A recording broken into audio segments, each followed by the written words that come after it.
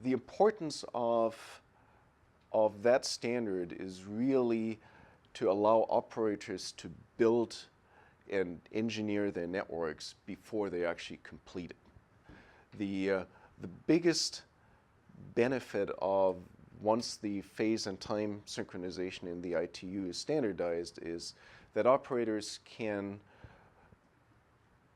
engineer their networks on paper before they're actually completed.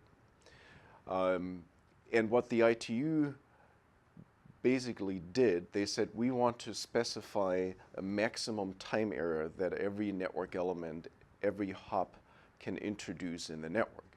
And then operators can just see, well, I have, even in these heterogeneous networks, which are often dominated by multiple vendors, so the macro base station may come from one supplier, the indoor picocell may come from another supplier, the outdoor picocells may come from a third supplier, the backhaul network may actually come from multiple suppliers as well.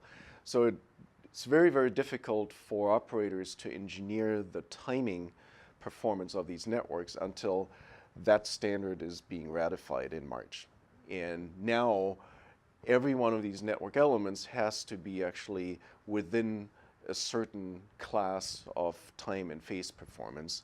So the ITU is actually defining two classes. One is class A, which is a 50 nanosecond class. So every switch, router, base station cannot introduce more than 50 nanosecond of time error. And there's actually a better class defined, class B, which is 20 nanoseconds. So you can, with a 20 nanosecond class B, you can actually have more hops in your backhaul network than you have with class A. But the biggest implication is after March, any equipment that actually introduces more time errors than 50 nanosecond won't be compliant with that new G.8273 standard for phase and time delivery.